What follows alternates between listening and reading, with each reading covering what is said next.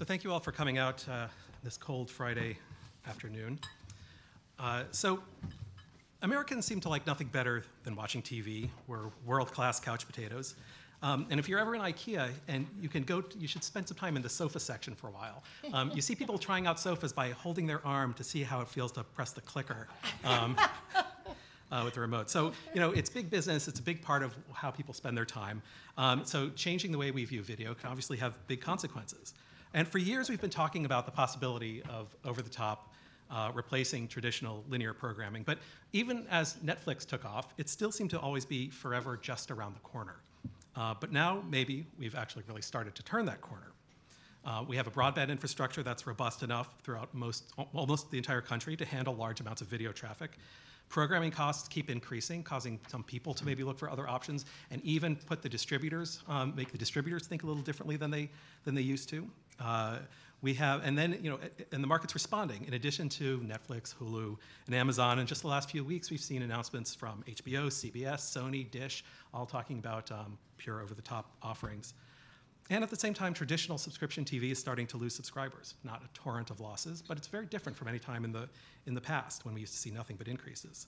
And then FCC Chairman Tom Wheeler even managed to find some time between being blockaded in his driveway and being blindsided by the president to propose, to write a blog proposing a new rule, an NPRM, on how our regulatory structures might be updated to reflect this new reality. And of course, there's always net neutrality, which is why he was blockaded in his driveway.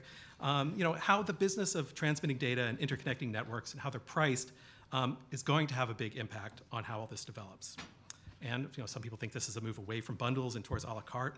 Is it? What does that even mean? And so these are all the issues we're going to talk about today. So hopefully that'll be the most you'll hear from me. So let me just quickly introduce the panelists. We have a really great panel. I'm going to introduce them in alphabetical order, even though they're not sitting in alphabetical order. I usually mess up this part for some reason. Reading is hard. The alphabetical part. I'm not good with the alphabet. I've got 24 of the 26 letters. So first, we have Laura Martin, who is a senior analyst at Needham & Company, where she publishes research on the largest internet, entertainment, and cable companies. And she began her career at Drexel Burnham Lambert, after which she moved to Capital Research and Management as a media analyst, where she advised $100 billion and managed a $500 million portfolio of media stocks.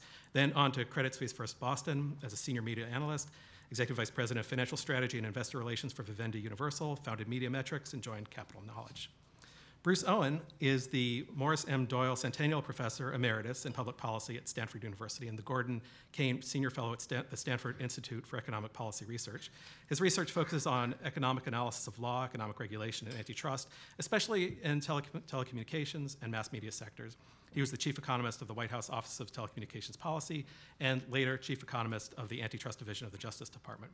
He was a co-founder and CEO of Economists Incorporated, author or co-author of 8 academic books, and he says a large, but I would change that to huge, number of articles. And we have Ambassador Phil Verveer, who serves as senior counselor to FCC Chairman Tom Wheeler. Between 2009 and 2013, he was the U.S. Coordinator for International Communications and Information Policy at the State Department. And before that, he had 35 years of experience practicing communications and antitrust law in private law firms and the government, including as chief of the Cable Television Bureau, the Broadcast Bureau, and the Common Carrier Bureau.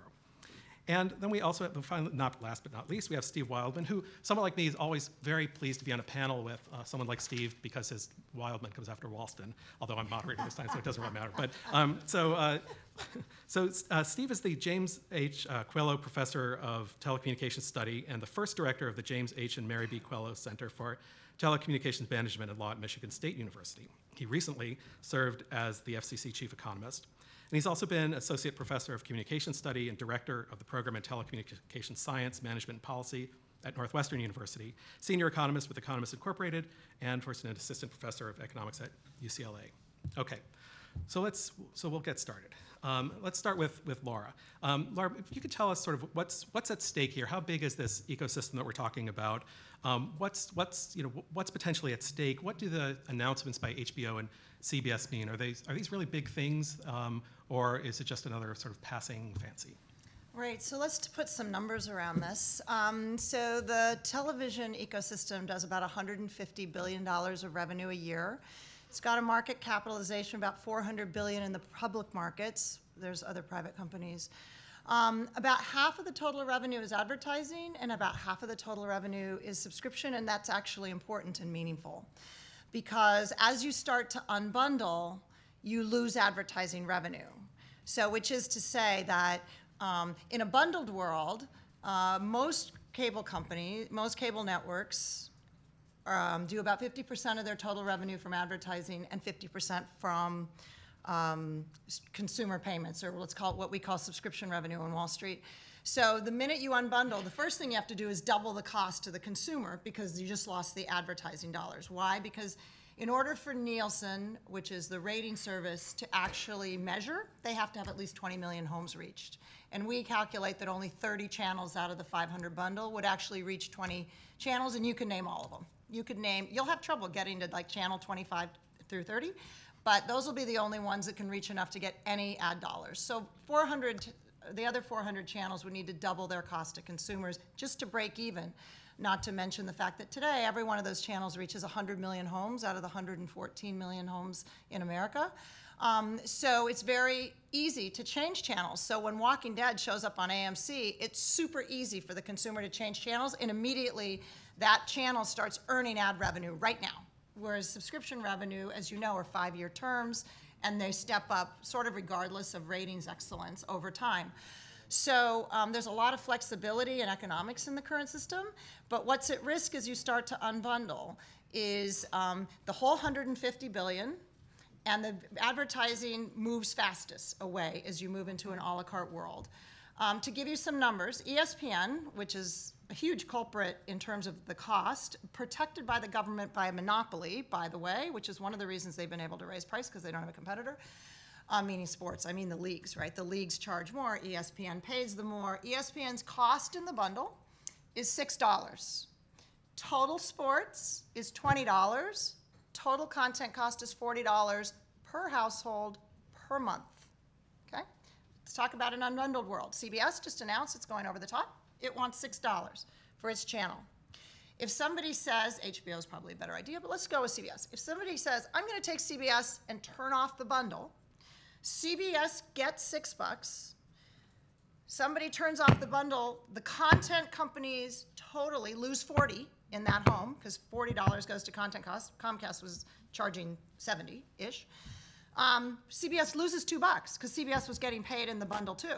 So CBS loses 2 in the bundle, everyone else loses 38. It makes 6 here, but it lost the ad revenue, right? Because it used to have $1 of ad, $2 of subscription fee, $2 of ad revenue, so it loses its ad revenue. So it only ends up net $2 for going over the top. Sort of a shitty trade, frankly, because the minute you cost somebody else $40, somebody else is gonna go over the top, feel pressure to go over the top too. So there's a lot of economics. Almost nobody wins in this, including consumers, because we think you go to a 30-channel world, much like most of the rest of the country, or world, rather than a 500-channel world, which has a lot of optionality around passion channels. Channels that people are really, almost every household's passionate, 14 channels is the average channels viewed. Almost every household watches some number of passion channels. Fly fishing channel, military channel, Hindu channel, Chinese, all of those passion channels which don't have big audiences would disappear because they cannot support themselves on subscription-only revenue streams. So so when Wall Street cares about these subscription revenues, about these revenues going away, you don't think that it's a transfer of surplus from producers to consumers. I don't. You think I think it costs everybody. My view, this is a be careful what you wish for. Everybody loses. I do not see a winner in this. And you pointed out CBS as now. By the way, Wall Street has liquidity. So what we do is exactly what we did with the newspapers. We go short every television stock for 5 years. We move the money into Netflix, or we get out of media. All the money moves out of media. We don't have to be in media. We can be in energy. We can be in healthcare. We move the money until prices revalue downward for the new profit streams, and then we come back in. So Wall Street doesn't lose. Are you seeing people do that? Yeah, we are actually. CBS has gone from $64 to $51, and I think part of it is this over-the-top move they've made. Why is CBS doing this now? I mean, they've been traditionally reluctant to move online, right? You know what? These guys are much more esteemed than me. Come back to me. Okay, I'm going to come back because I want to know about CBS. Okay. But Steve, so I mean, you've been studying this industry for a long time. Now, why is it changing now? Do you think this actually really is something new, and that we're moving to a different way of distributing and consuming video, and what does that what does that mean for policy? Sure. Before I answer the question, I want to thank Laura for the investment advice. I better short a lot of communication stocks. And nobody's obligated to answer a question I ask. Now, I do think that we're seeing the beginning of a fundamental shift. It's going to take time. And the question is, posed to us by Scott, are we seeing the old model being changed? And I think we've been seeing this happen for longer than we realize, that it's happening in several ways. But one of the important ones is that everybody's available. Right now we talk about time shifting. You have a DVR. For households that have DVR, they watch approximately 50% of their programming at the time it's actually broadcast by a network, and the rest is pre-programmed. And that's just the average across people, from 10 years old to my age and older.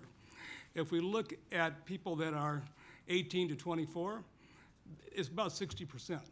And we're talking about things like the DVR, we're going online to Netflix, things that are basically point and click. And if you look at the over-the-top model, the over-the-top model in a way is like a DVR on the network, except you don't have to go to the trouble of every week programming the channels you want. You can always find what you want. It may be difficult. Laura talked about the advantages of bundling, which I firmly accept, that there are big economic advantages of bundling. But nevertheless, once you're over the top, everything's a point-and-click world. If we look at the way that the marketplace has been responding, it's been a number of years now since Nielsen, right, for the pricing of TV ads, and what do you report for an audience for a show? It used to be, it was the audience at the time the show was broadcast. Now the standard measure is day of viewing plus 3 days, or maybe 7 days. And so we've changed the metrics. And once we go online and make everything online, nobody watches at the same time. So the time doesn't matter. Now, the logic of online, I think the consumers will, as people become more comfortable, as the interfaces become more consumer-friendly, and they're getting there, right, then more and more people will go that way. And if that happens, we'll see a tipping point. It doesn't mean that the old model will totally disappear, but the fraction of the audience that actually watches the old way will go away. Then we ask what happens in an industry. When you're in a point-and-click world, there's no logic, no economic logic that supports a network anymore.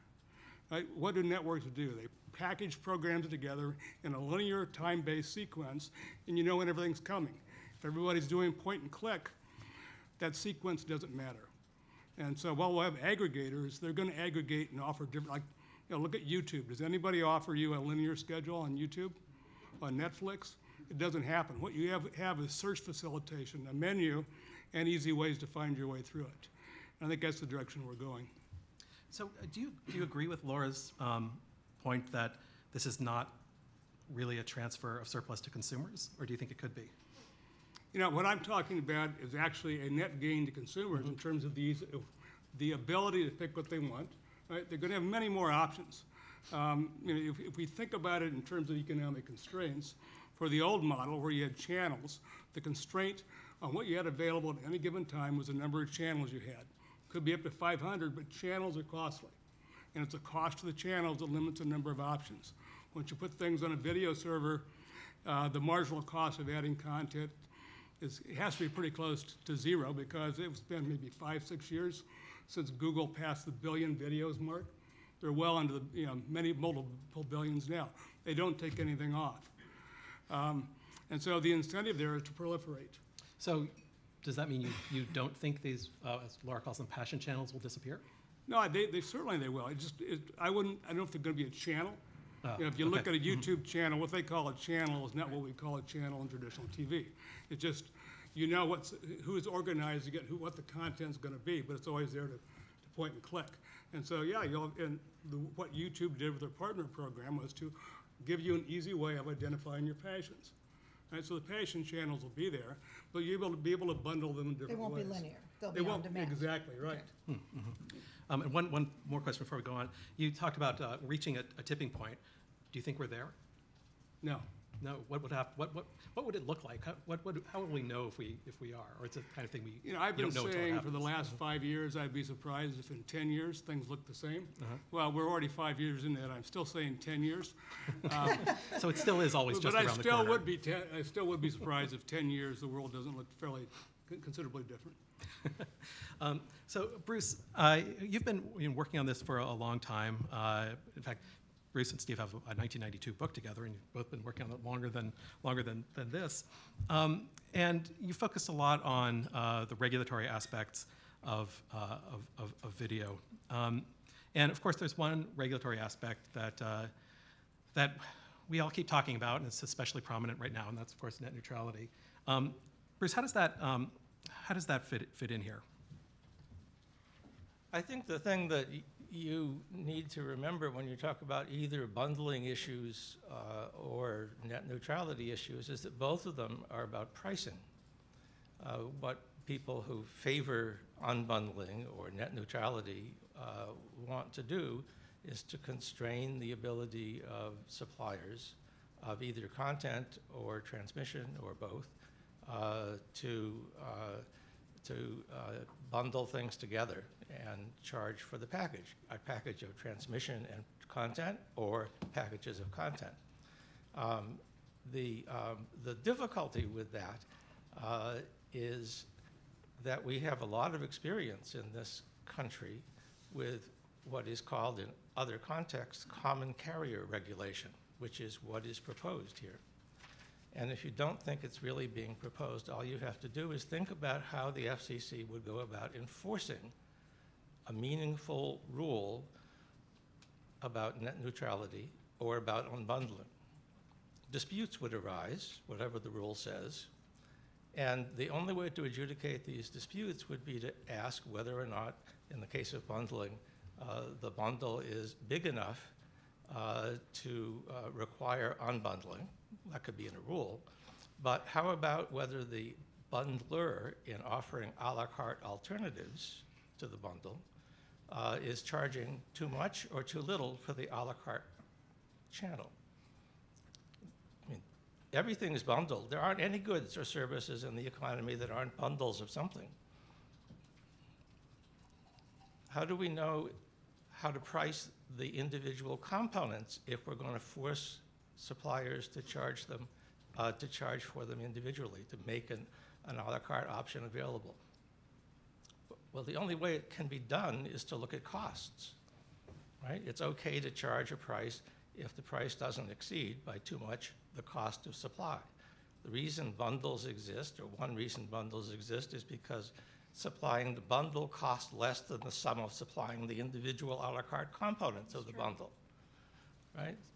So that requires any kind of reasonable enforcement in order to ensure that a la carte pricing and the corresponding bundles aren't harming consumers or hurting competitors, is to inquire into the relationship between prices and costs for the individual components and for the bundle.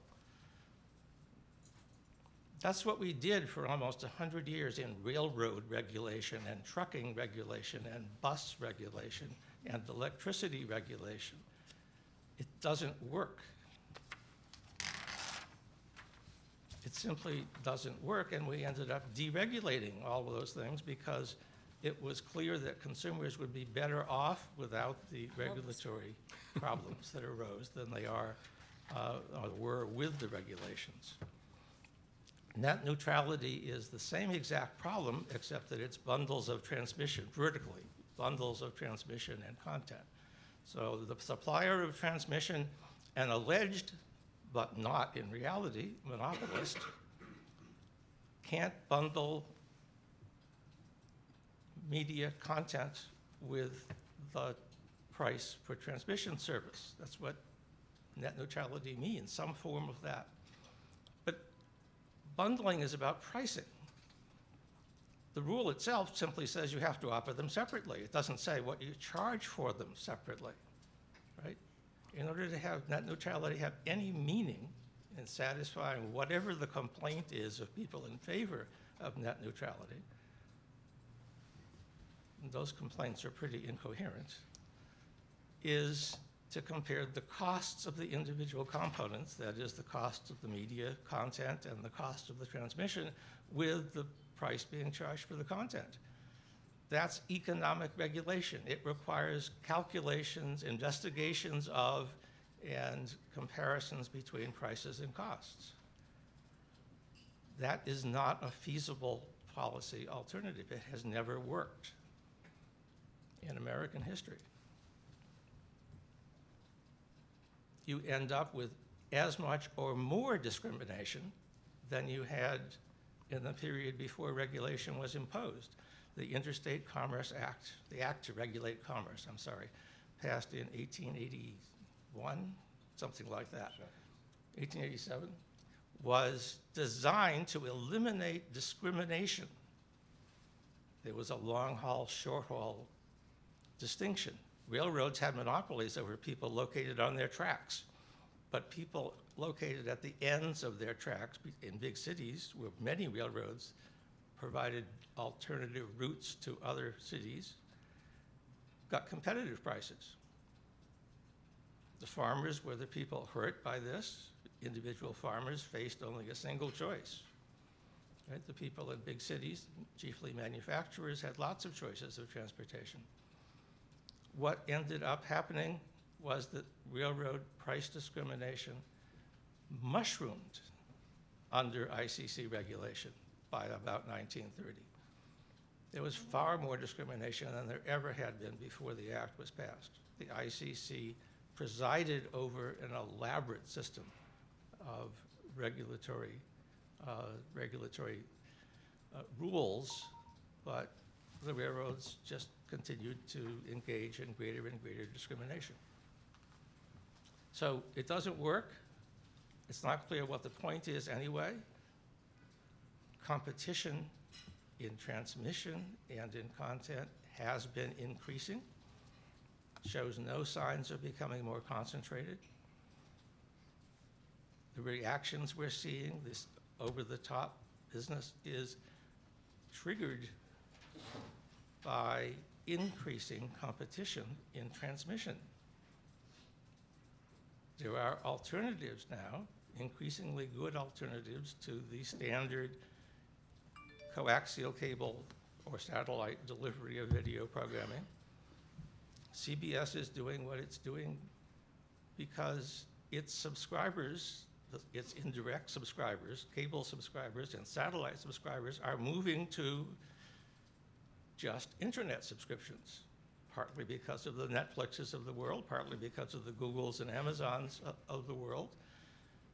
What part of the advertising market is expanding most rapidly? Internet advertising. I don't understand what this business is about advertising going away, right? Advertising is not going away, it's increasing. You know, it's true that the media suppliers will have to find ways to exploit advertising in the clever ways that the Googles of the world have exploited advertising and the information about consumers that they get from the way they provide their services. CBS faces declining audiences because its cable and satellite customers are either not growing or actually declining. And it's paying distribution fees to cable providers and satellite providers, what amount to distribution fees, in a way that they can avoid by having an alternative way to reach the customers. That's starting to be cheaper than paying those distribution fees. The CBSs of the world and the HBOs of the world want to be able to reach everybody. People who've cut the cord to the cable, but not to the internet, are no longer accessible to CBS unless CBS's content is on the internet. Of course they're going to move content to the internet. That lowers the unit cost of the content. I think I've probably droned on long enough. Well, so yeah, I mean, everything is a bundle. I mean, even Netflix is a bundle. It's a bundle of all of the content that they've been able to aggregate together. But let me ask you an impossible question. So given that everything is a bundle and it's cheaper to distribute, or it's cheaper to have a bundle, at least for the distributor or the aggregator, than just pure a la carte, what do you think these bundles would look like under a net neutrality regime versus the status quo? How do you think they would develop? I mean, these are two counterfactuals that we can't possibly know about, but how would this affect the way these develop? There's a function, economic function, provided by distributors and aggregators, which is like the function provided by a newspaper editor.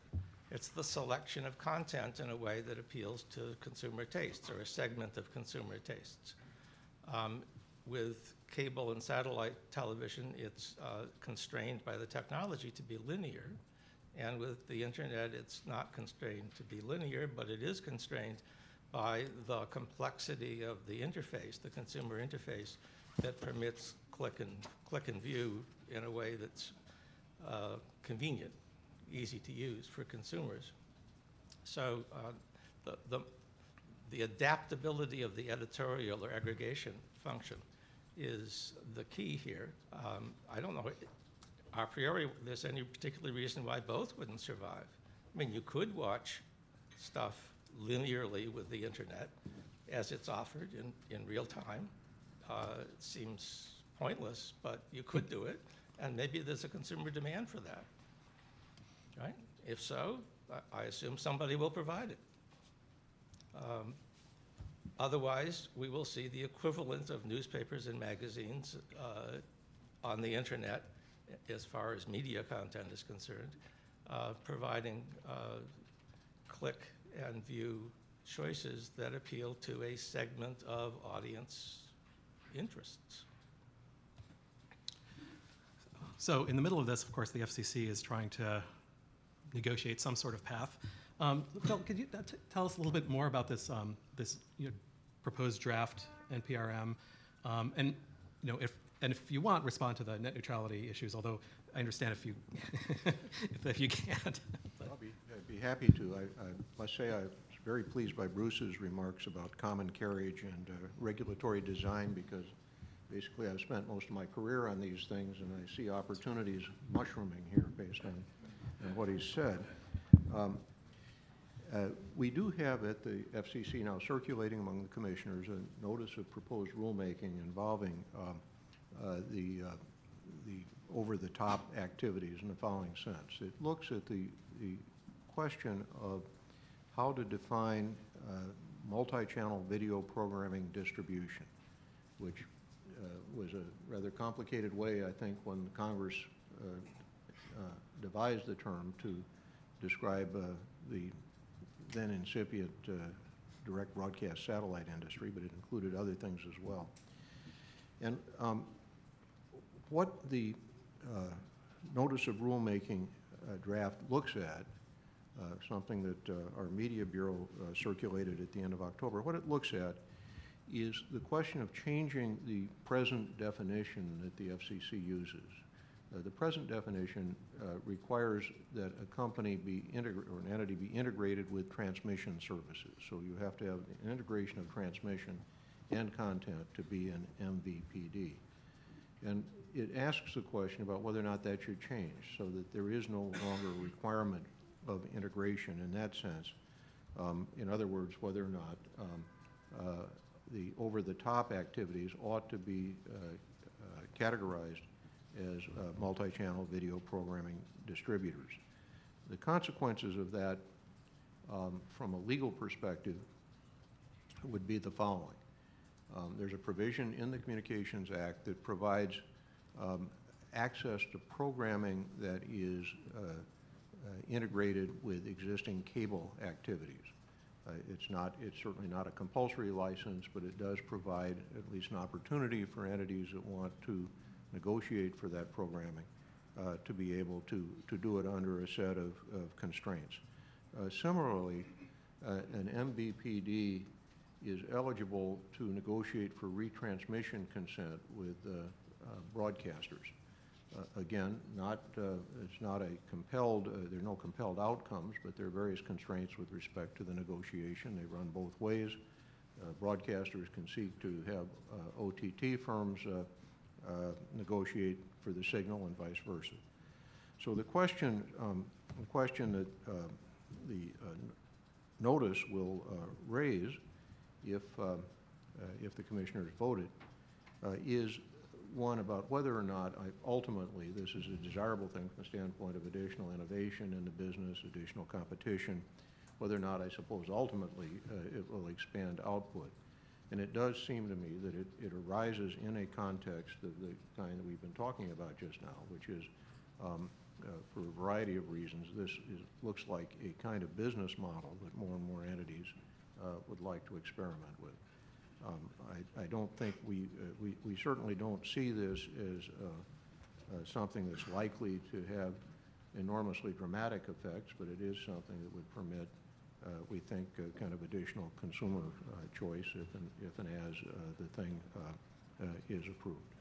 Where did this come from? Was there a sense that that the MVPD definition was somehow restricting the growth of OTT, or were some either consumer groups or firms complaining that it was arbitrarily restricting competition in certain areas?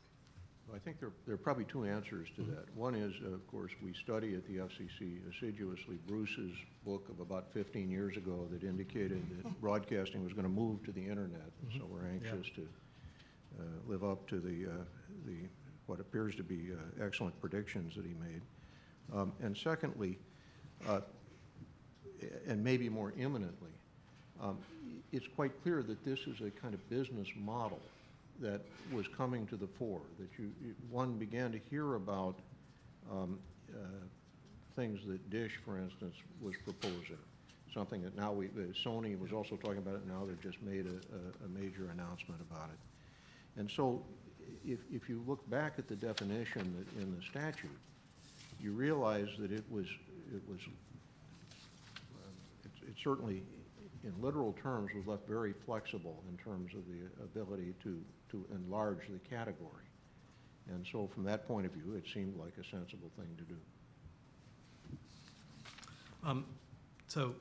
Since you mentioned that book, Bruce and Steve, I mean, one theme I think in the book also is that a lot of the regulations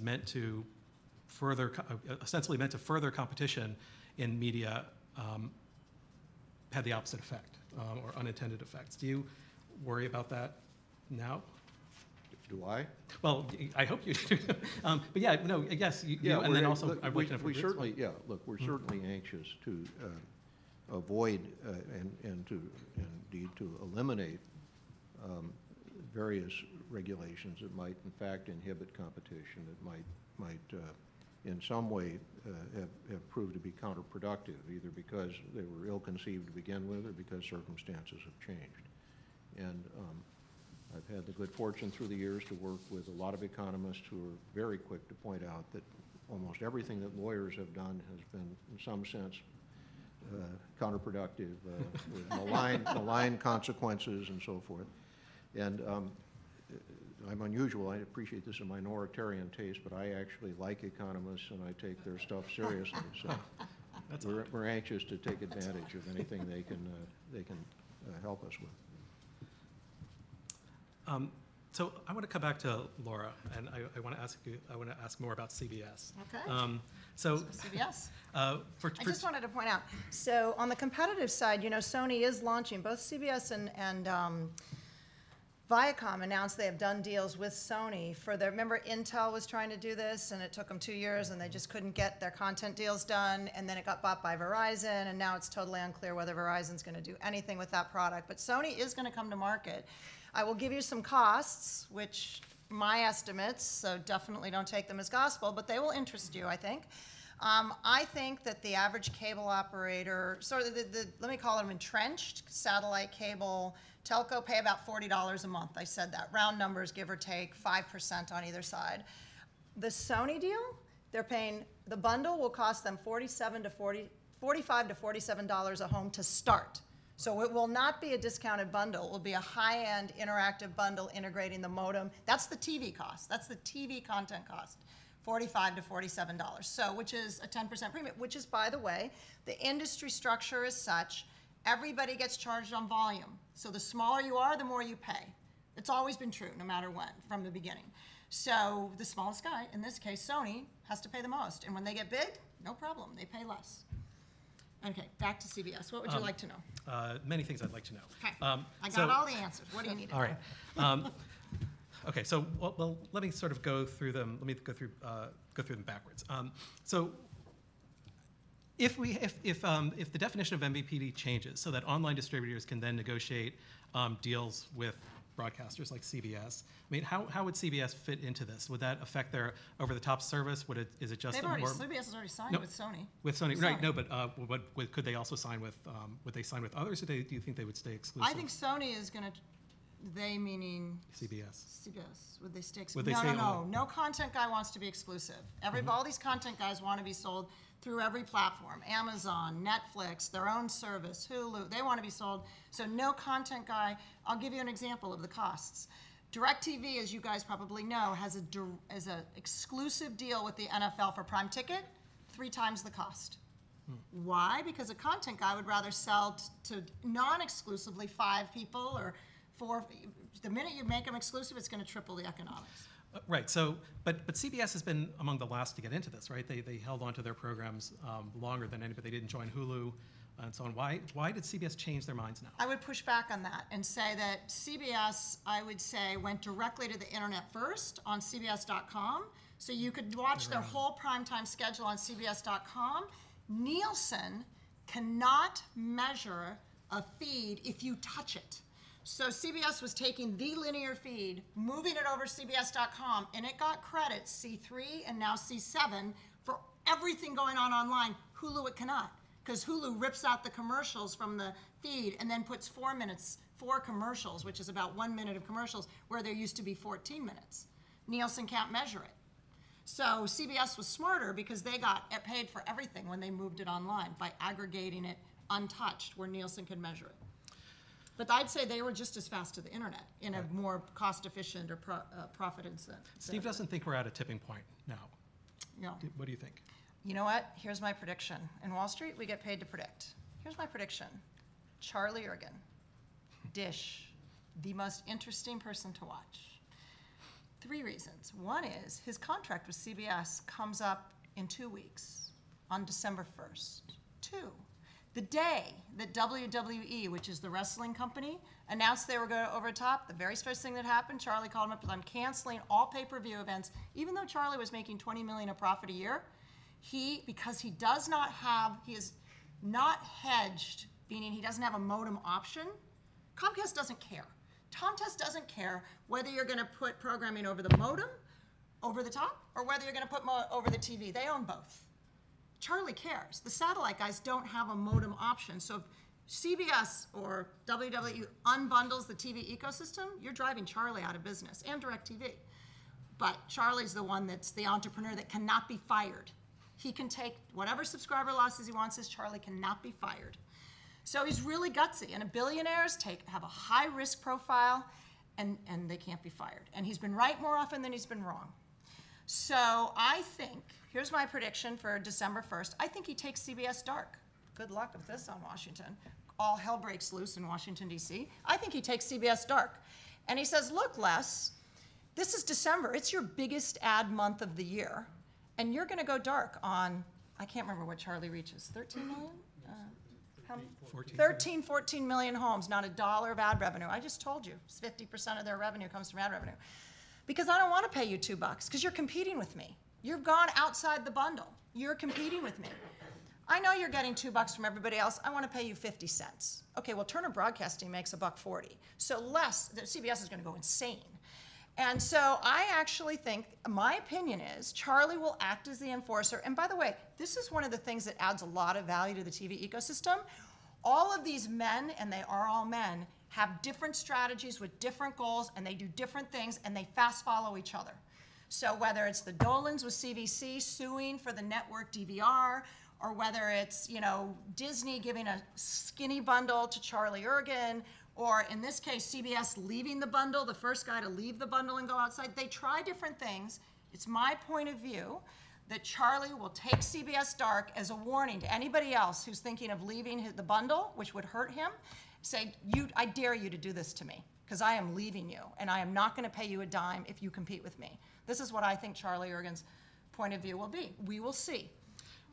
Okay, so Bruce, do you think how do you think expanding the availability of retransmission consent to OTT, how will this affect the market, and how does it affect things like whether they have, how likely firms are to have these sort of disagreements and blackouts? Oh, the disagreements are inevitable. It's part of the bargaining process. Does it change their analysis though? They'll have to make contracts about something, no matter what. But does this new retransmission option change their weightings of possible outcomes? The retransmission consent puts the stations, the affiliates, and especially the network affiliates, in a position of having a say in what in a real market, an unregulated market, would be deals between program suppliers and non-broadcast media distributors. And the point was to try and do good things for the politically powerful broadcast station lobby. The actual effects of this are really hard to understand and complicated.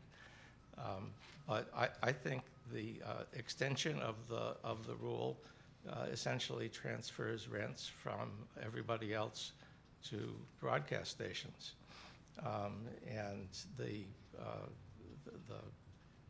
it does really little or nothing for the new entrants in content that will make the OTT process thrive. I don't think it's a big effect. But you think on net it helps the entrenched? Yeah, that was the whole point. Mm-hmm. That's why we did it. Right. We policymakers. Steve? Yeah, for me, it's hard to comprehend figure out what retransmission consent actually means in an OTT world, because OTT is not about streaming linear channels, and that's what retransmission consent's all about. And so, I mean, Bruce is saying he doesn't see it mattering much to OTT. I think that's right, because they won't value it in that sense. If we're going to talk about access to anything, there'll be access to the websites where they've been housing, where they store their programs for a point-and-click basis. But just making it retransmission consent, OTT is not about retransmission. You know, there have been a few people that have tried that. In other words, they tried to make a model out of it, a business model. Those have failed for both regulatory and economic reasons. But that's just not where OTT is going. That's not the added value they provide. I'm going to go to questions in just a minute, but Phil, let me ask another unfair question. Is it conceivable that the NPRM might reconsider what retransmission consent is, if it doesn't really fit into an OTT world? I think the reality here is that the retransmission consent statute, for whatever set of reasons it might have been passed by the Congress, is one that is, compared to an awful lot of legislation, awfully tightly written. Yes. And I think the reality is that not much will change unless and until the Congress does something. But I gather it might even be today, these days, some negotiation about that up on the Hill about some changes. But until Congress does something with it, it's going to continue to serve whatever its original purpose is, with the kind of effect I think that Bruce probably described pretty well. One last question for anybody before we take questions. The blackout issue makes me wonder: are the blackouts of the future Netflix, Comcast style disagreements rather than the traditional "I'm not transmitting your signal anymore"? Are they the result of similar breakdowns in negotiation? Anybody? Anybody. It seems to me that blackouts are just a strategy in bargaining designed to create or confirm a particular bargainer's reputation as a hard-nosed bargainer. Mm-hmm. I mean, think about it. Every deal that gets negotiated has a range of terms, a set of terms that are mutually advantageous to both parties. But which of those many sets gets picked and agreed upon divides the gains up between the parties. So everybody wants to do a deal that makes both of them better off, but everybody also wants to get as much as possible of that better off amount. And it's arguing over that second point that leads to blackouts and strikes in the case of union management negotiations or lockouts. And it's just about the psychology of bargaining. I don't think it has any special significance from an economic point of view. Right, so it's then, so that means the Netflix Comcast style disagreements are the same in that respect, right? But there is, in the analogy that I think Bruce just correctly drew, these are to some extent similar to strikes and walkouts, and it is true through our history that there have been determinations that there are certain kinds of strikes and walkouts that won't be permitted to linger to a commercial outcome, that there will be some intervention because it harms third parties, that is to say the public. And I think if we go back, Scott, to what you said right at the beginning about the affection that people in our society feel for their television, if something happens that inconveniences the public with respect to programming that they're used to getting, and that indeed in many instances they literally paid for explicitly, there's a pretty high probability that there's going to be pressure to find ways to either require adequate performance during the course of the commercial dispute, or to shrink the time frames in which the commercial dispute occurs, with the consequence, if it doesn't occur, that the government will somehow step in and resolve the issue for the disputing parties. Can I ask you something on that, though? Since CBS has now gone over the top, if Charlie Ergen turns off his 13 million subscribers, can't the consumer pay $6 to CBS, so there's no harm if the consumer wants to pay the money? There may well be alternatives, but I think as you said, Laura, if you want to think about a problem for Washington, if 13 million people suddenly discover that they can't watch the NFL games or on Thursday nights, whatever it is that they wish to see, there will be consequences. And one of the lessons of decades here in Washington is this: that if a dispute is between Company A and Company B, it's one thing. If the dispute is between Company A or Industry Z and the voters, it's an entirely different thing in terms of outcomes. And when it comes to television, those who control its distribution have to be very circumspect because of that reality, I think.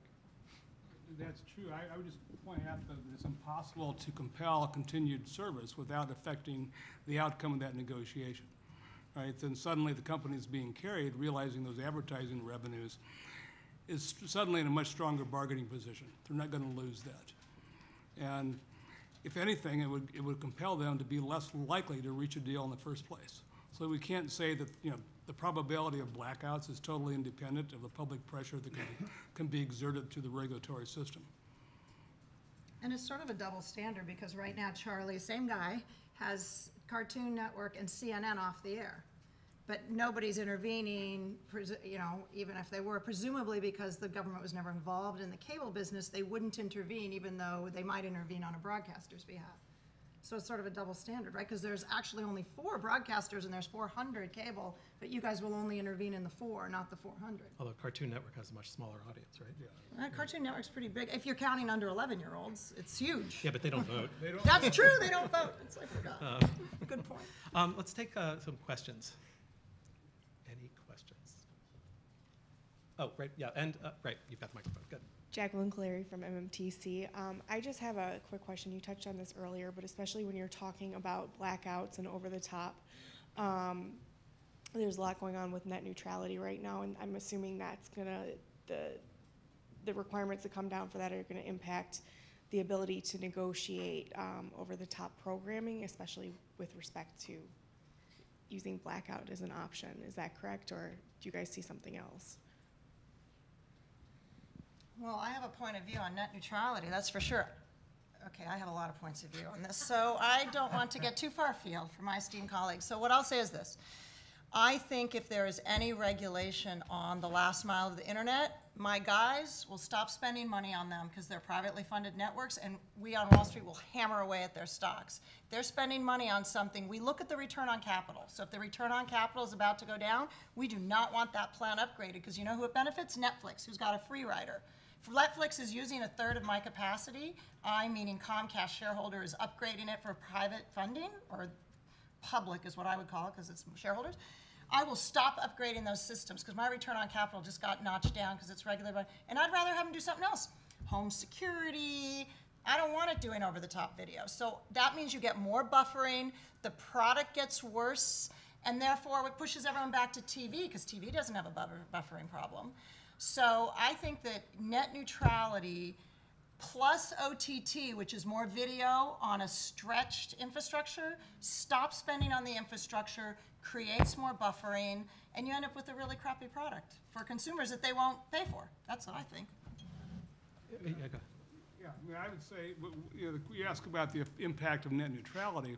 Well, we don't yet know what net neutrality will be. Right? So it's kind of hard to offer a forecast for that. On the other hand, to the extent that the way network neutrality is developed, assuming that it is, and implemented, then if it does lead to more unbundling, and if unbundling leads to lower revenues for the content providers, as Laura suggested, one very clear prediction that comes from that, you have less spending on the development of content. Right? If you look around the world, you look at markets that are small and generate little revenue, they have cheap programming.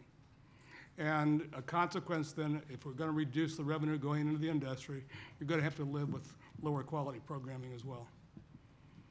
Let me just play devil's advocate for a second.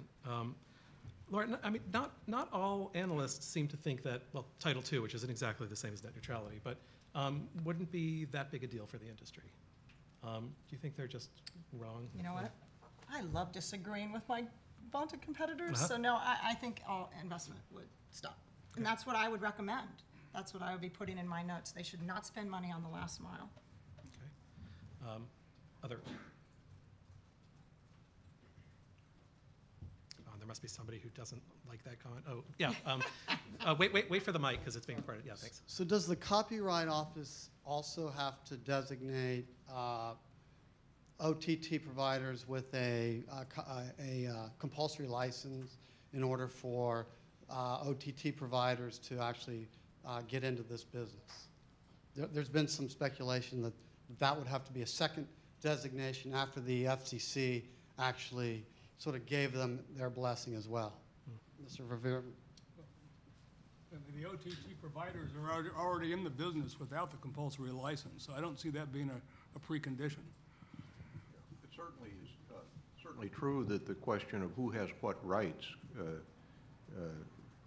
determines whether or not they can be conveyed to somebody else. So if it turns out that an entity that otherwise is subject to the strictures, not the compulsory, it's not a compulsory license, but the strictures of Section 628 or in the retransmission consent environment, if for some reason they don't have the right to reconvey those rights because the original content owner hasn't assigned them, then it seems to me they can't do it.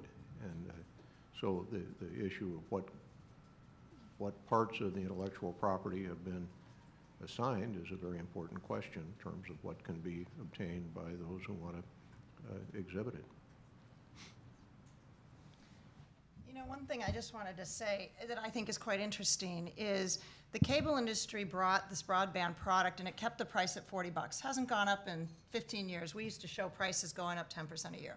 Had they priced it at $200, so it only had 20% penetration, the government wouldn't be getting involved because it would be deemed a luxury. But the fact that they created a product with risk capital from their video business and charge $40 so that it's essentially ubiquitous today, now the government's decided that everybody has the right to it and the government's getting involved because it's such an important. So from now on, I think everybody should premium price and we should only do the rich. My returns, government stays out. Nobody's going to respond to that provocation. There must be somebody. Nobody wants to pick a fight in this town. Just pick fights. Well, he's horrified. He's horrified. He so wants to battle. Right. But actually, there's some evidence on unbundling from Canada, right? Yeah, there is. So what can we learn from that? Anything? Nothing? Wow. Well, I'll tell you, what's so interesting about that, because I've met with the equivalent, I guess, of the FCC up there, and what's so interesting about that is, you guys don't know this, maybe you don't know this, but you actually can't distribute an American channel in Canada because they require 4 hours a day of Canadian-produced content. So we take channels, and then you have to rip them apart and put 4 hours of Canadian. So they've been protecting their content industry, which the great drama is the interrogation by their commission with Netflix, who refused to give them data. That was quite amusing. But anyway, moving on. The point is, they are now going to unbundle the TV ecosystem on purpose into what they call pick and pay, which is a tiering kind of concept, and they will destroy their content industry. So, because content's the big loser in an unbundled world. By the way, it is not Comcast and Time Warner Cable and Charlie Ergen at Dish who want to bundle. They'd love to unbundle. Charlie's going to great lengths to unbundle. Yeah. It's the content guys that bundle. So they're about to destroy their content ecosystem, which destroys all of those Canadian programmers, because the US guys, we're 330 million people, Canada's 30 million people.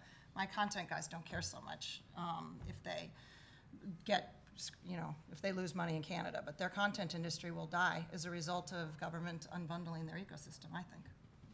So we'll see. Yeah, right there. Hi, Monty Taylor, Com Daily. You guys keep talking about the point and click, or the click and view dynamic of the internet viewing as being what changes what affects the bundle and has the strongest effect of everything shifting to OTT. But the FCC's NPRM is only affecting linear content. So does that mean that that NPRM doesn't really have a strong effect on the industry? And is there a reason the FCC is only doing the linear video? Actually, I can't speak for the FCC anymore. You wouldn't when you could. But that's why I'm looking to my left, because Well, Steve has already answered part of the question, right? I mean, the question of whether or not linear content is likely to be sufficiently attractive in an OTT environment, and he's taken a rather firm position on that subject. I guess I'm agnostic about it.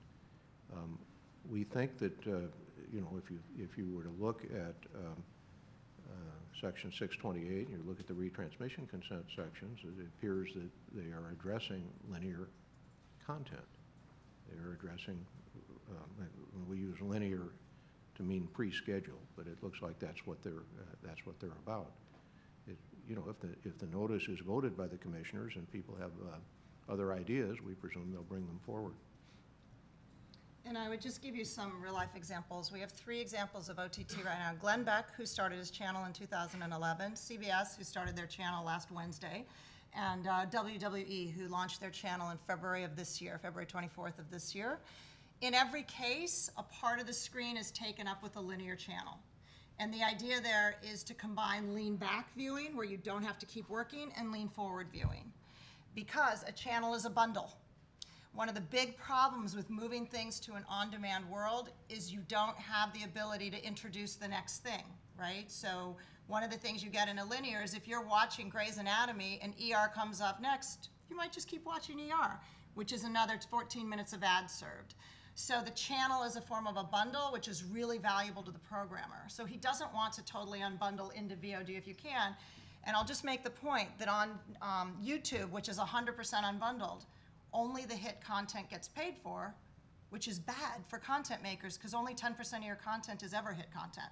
So unless you figure out a way, like through linearity, to put B content and A content together, you can't actually survive as a content maker on only hit content, because you can't only make hit content. So that channelizing into things that are great, into things that sort of are okay, into great, into okay, allows you to use your B content as well as your A content. So all of the over-the-top signals so far have a linear component as well as an on-demand library. Yeah, and I can sort of maybe push back on that a little bit. That I mean, everything you're seeing in OTT packages is a bundle, right? Netflix is a bundle. So it doesn't have to be linear to be bundled. The question is, is it a convenience to sort of know what's happening, or rather than having to think about it, to let something sort of come up next and you keep on watching? Now, actually, if you get something like Vimeo, you know, then you can actually, you can tell it just keeps giving me stuff. But what we're seeing, though, is that people that have the option of doing the point and view tend to choose that option almost all the time. Right? And I just think as more people become familiar with it, that's the way it's going to go. Now, I think that the vision that we can allow online competitors to traditional MVPDs is sort of giving people a chance online to compete with what's rapidly becoming the past. And so far, those haven't worked out so well. Right? You haven't been able to make it go so well. And so I just think, yeah, I'll give my 10-year prediction again, right? Ask me in 5 years, I'll give you another 10-year prediction. Actually, I doubt it now, just because we're seeing this slow and gradually accelerating reduction. You know, OTT is substituting for actual cable subscribers, right? And I think as the fraction of the total audience keeps getting more and more online, then more and more people like CBS are going to follow them there.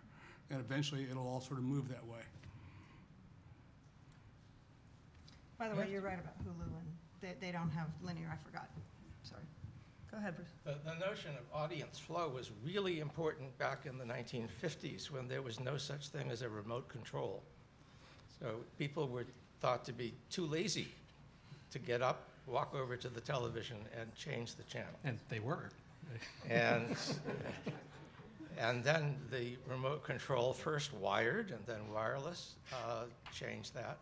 And I think the opportunity to click on your smartphone has probably changed it again in the direction of people exercising choices because the cost of exercising choices is getting lower and lower.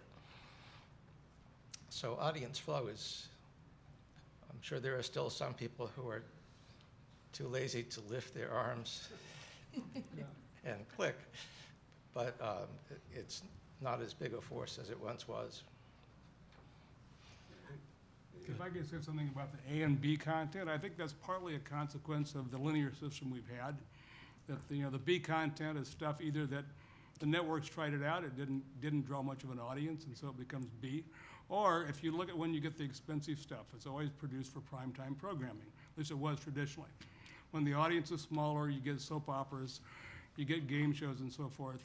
And that happened because it's produced for periods when the audience is small and they don't want to keep rewatching what had been produced for prime time. Once you go online, right, then there isn't any prime time and off prime time. It's all the same thing. And I think instead of A and B, what you end up with is stuff that's produced for a larger audience or people willing to pay more, and stuff that attracts a more niche audience will have both of those. And we'll all end up watching a combination of these things because we all have extremely heterogeneous tastes. Another reason why you want to have bundles, right, to give you those options all together. Yeah. Wait for there it comes. So thanks for the panel. You guys have done a great job of pointing out a lot of drastic change going on in the marketplace over the last couple of years and certainly going into the future. In DC, there's a whole lot of talk about the need, especially on the Hill, a lot of folks arguing that there's a strong need for a vaguely termed video reform.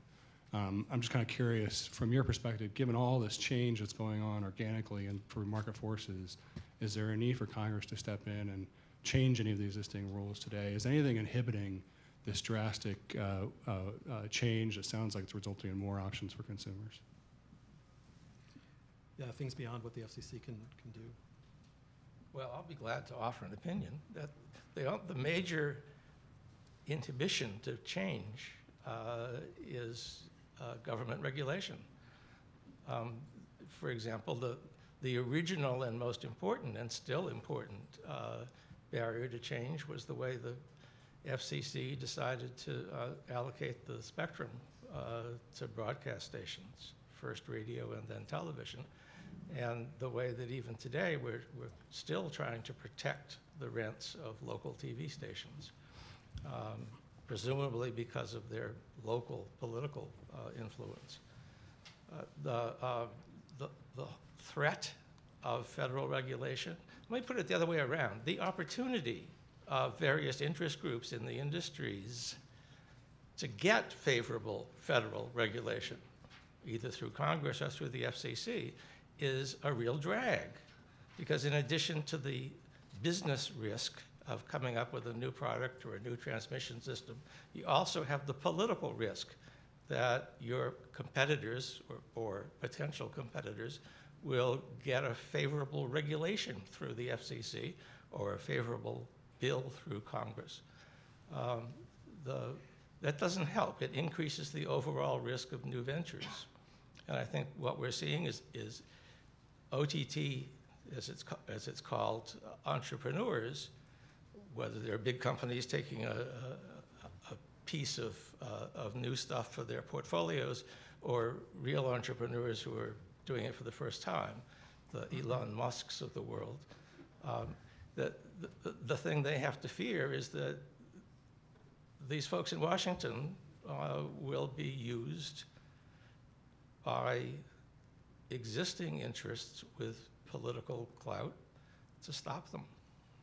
Well, but the obvious response to that, though, is all of those guys are pushing for net neutrality, right? Are they just misguided? You mean all these guys? Silicon Valley, venture capitalists, Netflix. Silicon Valley, net neutrality, they don't want right. to pay Comcast. Right, so is that the reason? We aren't saying all of Silicon Valley. No. For Netflix, it's pretty obvious. Right. Right? Yeah. People Is that- there an entrenched Free interest? rider. Well, what fraction of total viewers are actually watching Netflix over the top? They have A 20 third. million, 22 million maybe in the US?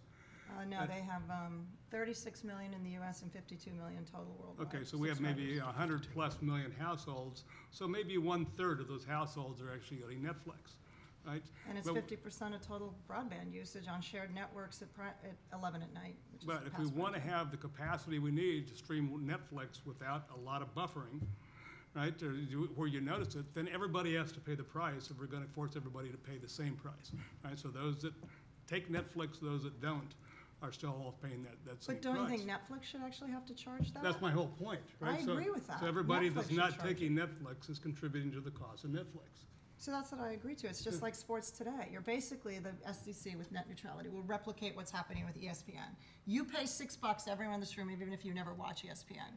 Net neutrality forces you to pay, even though I'm the heavy Netflix user on the shared network, and I didn't have to pay more. It's completely unfair. It is. I should pay Netflix more. Yeah, I don't want to give the impression that I'm totally against regulation, because there are times when it's needed. I think the 92 Cable Act, the MVPD requirements, that those are vertically integrated, have to share the programming. I think it did great things for us. If you look around the world, we may be the only country that did this. Very few have.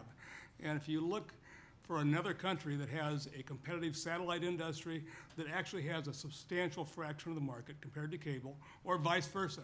Whoever got started first in other countries stayed big and kept the dominant share of the market. That didn't happen here. What I'm concerned about is that creating solutions for problems that we don't yet know are problems. We can anticipate lots of things.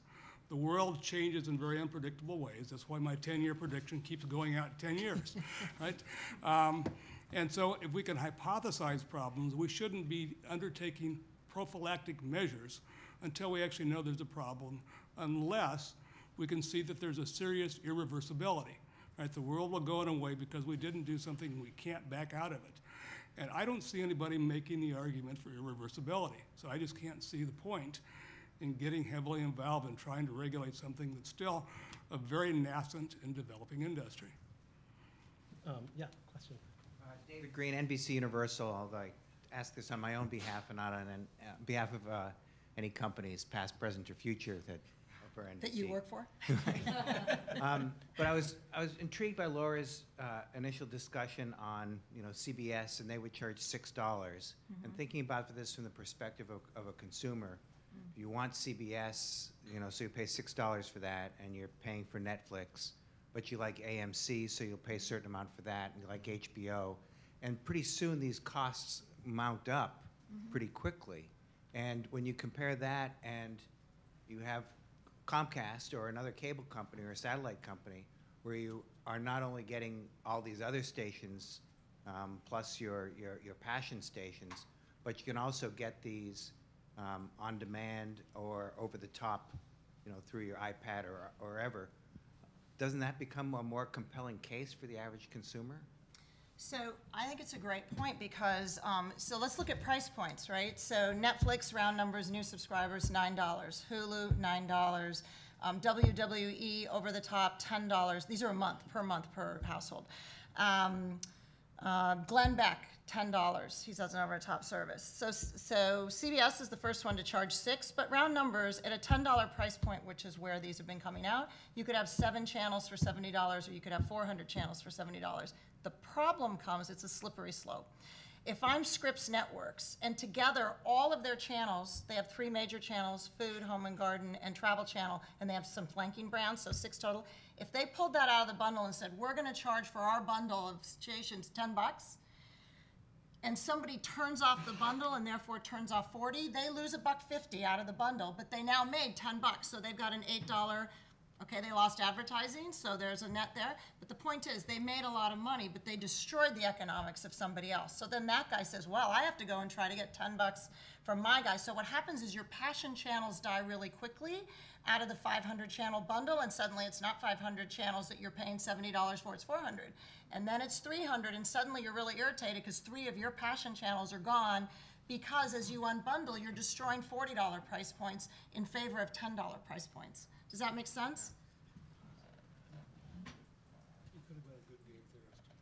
Yeah. So I wrote a piece with Stats Help on the game theory of this, actually, 5 years ago.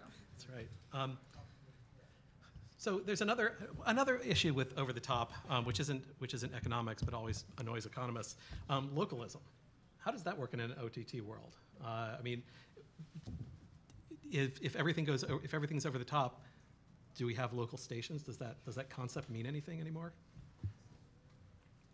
The FCC worries about it a lot. Congress worries about it even more.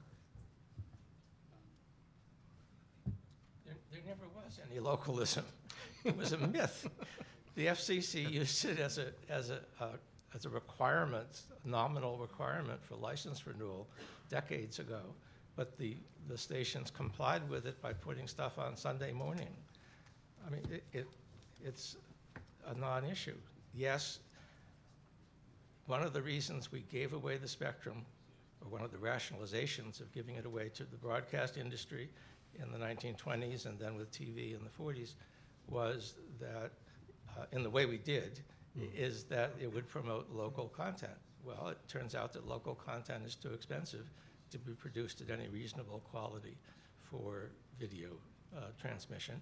And so the broadcasters nominally satisfied the requirement, and the FCC looked the other way. I think it's more of an issue with newspapers. As daily newspapers die, which they're doing in increasing numbers, there is a replacement, and it's online coverage in print, not video, that are sort of a combination of professional editing and neighborhood community blogging.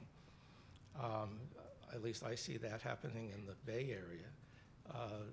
The local dailies or weeklies that the bigger newspaper publishing companies had been trying to use to escape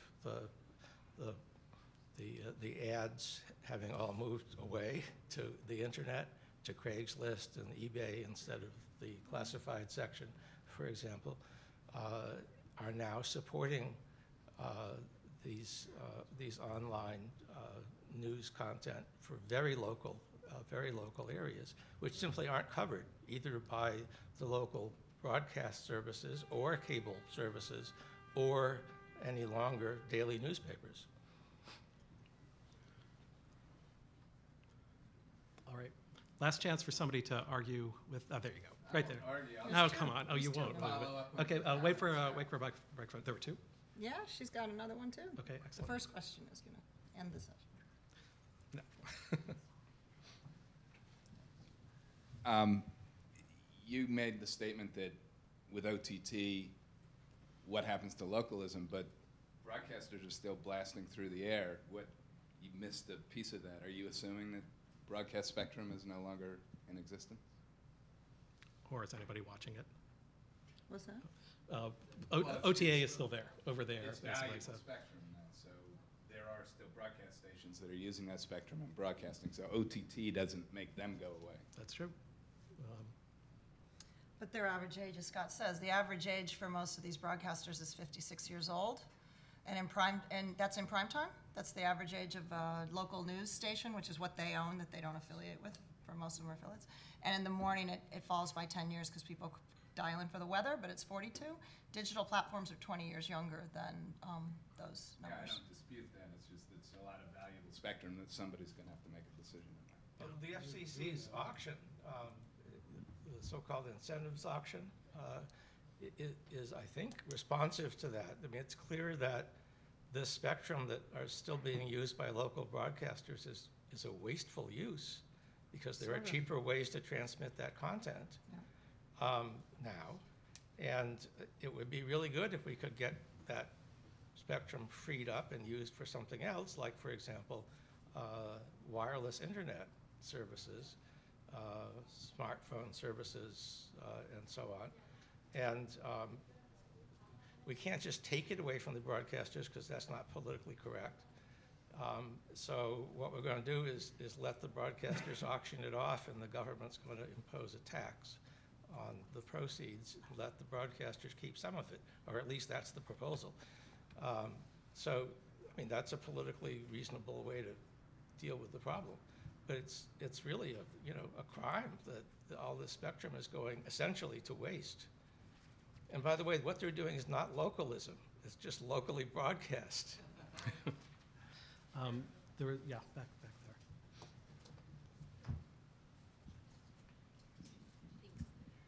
So I just had a quick follow-up. One of our big concerns at MMTC is diversity, and when you talk about unbundling, you're not just losing the passion projects, you're losing the channels that go to diverse programming and niche programming. And so if we're still considering this as a big public policy issue along with localism, how do you protect that in an over-the-top world? I mean, actually, I've written something that deals with this to some extent. If what we're looking at is the diversity of content, the set of political views that are represented, the set of viewer interests that are represented, then that's the only way we're counting diversity. Then OTT is not a threat because the cost of putting something up and making it available is low. You can produce it at a low cost.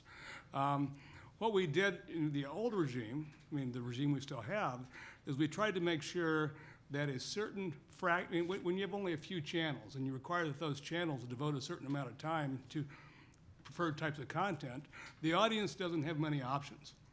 And therefore, you can sort of almost compel them or make sure they get a bigger audience.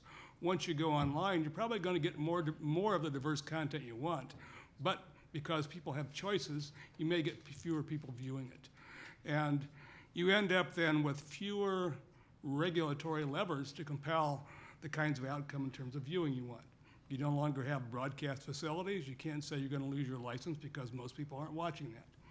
Everything's in a cloud. Where's the cloud? It could be in another country. How do you regulate it? Get rid of one, another pops up. So I think what government will be forced to do, if we're trying to promote more consumption and awareness of diverse sources of content, is to actually get in the business of promoting it. It is make it easy to find, make sure people know about it, and put genuine resources into, and may even, if you want to make sure it's higher quality, and find a way to offer appropriate subsidies that don't just sort of pad the expenses, but actually contribute to the quality of the content. And I'd like to put some economics behind this because I think this is really bad for multiple voice. So YouTube in December, these are the numbers I happen to have on the top of my head, did 13 billion views of short form videos, which is what its specialty is. It did 400 million ad units. So that monetization was 400 million and the views were 13 billion. And every one of YouTube's top 5, let me call them portals, loses money. And you know that because YouTube is pushing the money losses. After a while, the financiers, the part of the financial structure that finances startups is sitting also in the Silicon Valley. They get sick of funding it. They decide it's not worth it. And so let's just go through those. The biggest one is Vivo. It's 30% of all YouTube channels. It's all premium content paid for by the music labels, it's their MTV replacement, they lose $10 million a year on $350 million of revenue last year. Our estimates, these are private companies. So Vivo loses that or Google? Vivo. This is Vivo, the number one. That is 30% of all YouTube volume loses 10 million. The next one is Maker Studios, which you saw just got pushed into the arms of the Walt Disney Company. It was losing 40 million a year, even though they were the second largest YouTube visitation. The third one was Full Screen, which just got pushed into Peter Chernan's hands, which is clearly an old economy guy, and was bid for by Time Warner, but Peter won the day. Again, losing a fortune. VCs said, forget it. These guys are never going to make money. We're walking away. We're not going to invest anymore. And the last one was Machinima, which is the most interactive. It's the gaming one, billions of views. Fired their CEO in order to raise the next round of capital. The point is, those are the 5 biggest content aggregators on YouTube, every one of them losing money. So it's lovely to say you have diversity of voice, but at the end of the day, without a bundle, you can't predict, I'm going to call them passion or niche, you can't protect them. You can't make money with short form video. I don't think. So I don't think the right metric is how many crappy short form videos are on the web. If that's diversity, I don't think that's the wrong way to look at diversity of voice. I think diversity of voice should be economically who can survive and make great quality content. And BET is great quality content. Hispanic programming, great quality content. It is protected, in my view, by the bundle and 2 revenue stream business models. But in order to get ad revenue, you have to reach 20 million homes.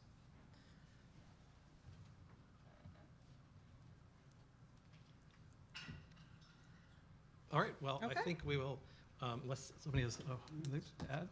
Well, I just want to ask one question because I never get to talk to Washington people. I'm not in Washington. Okay. I just want to know, I don't understand, and maybe this is naive because Nobody wants to admit to it. No one wants to admit to it. If public shareholders paid and entrepreneurs put capital at risk from video to do broadband, how is it the government can come in after the fact and potentially change the returns on capital we thought we were getting on Wall Street when we invested that money? I mean, maybe it's a stupid question, but I'm just curious.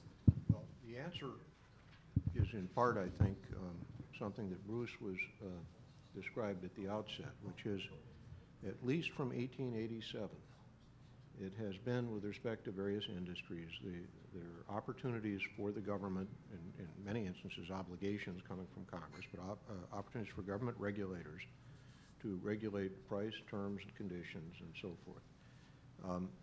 The Communications Act has been around in its present form for 80 years. There are provisions in the Communications Act that enable, and indeed perhaps require, the FCC to regulate price, terms, and conditions. The thing you're referring to, the economic arrangements that you're referring to, have been, in a sense, codified in a regulatory sense for about 10 years, maybe just a little bit longer than 10 years. Every entity in a regulated industry, this is again a point that Bruce, I think, has made earlier today, every entity in a regulated industry understands that it is subject to the possibility of some sort of intervention and change in terms of some of these fundamentals. And there's nothing to be done about that. That is what economists often will call the commitment problem. I might, as an advisor to the chairman of the FCC, argue we should leave these arrangements with respect to broadband just as we find them because it's a fine incentive to invest and we want to leave them as they are.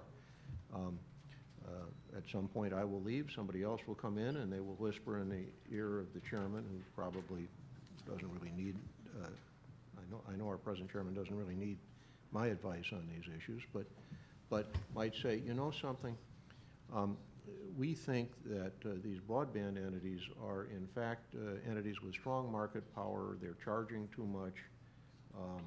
Consumers are being hurt. The distribution of surplus between the producers and consumers is out of whack. We need to do something about it, and therefore we will do something about it. It's inherent in the reality of a regulated industry, and the only way to change that is for Congress to either say there isn't going to be any more regulation of this, as they have with motor carriers and various other entities, but otherwise, as I say, the commitment problem is there, and all the investments have been made that you've referred to have been made under the understanding that's there, that it's a part of it.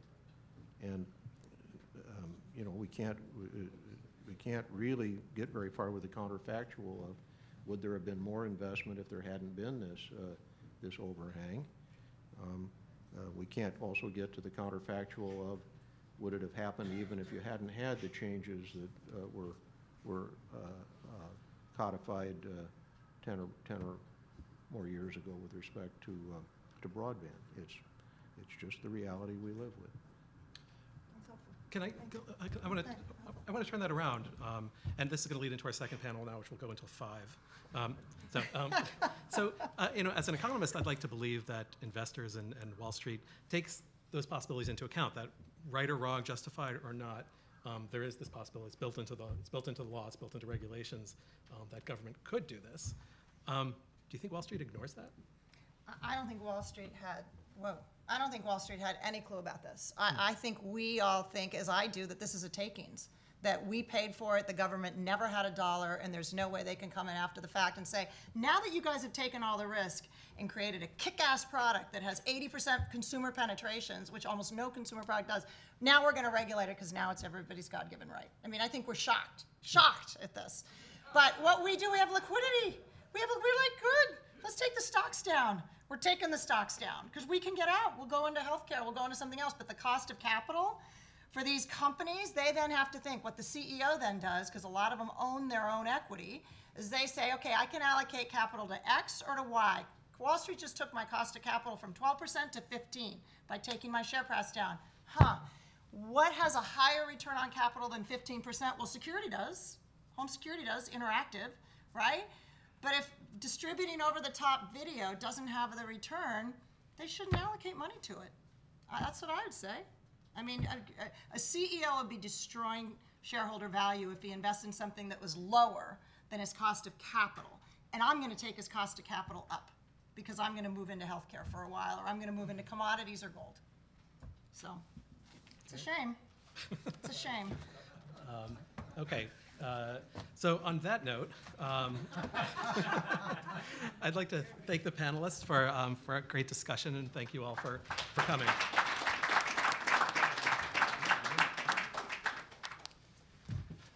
That was great.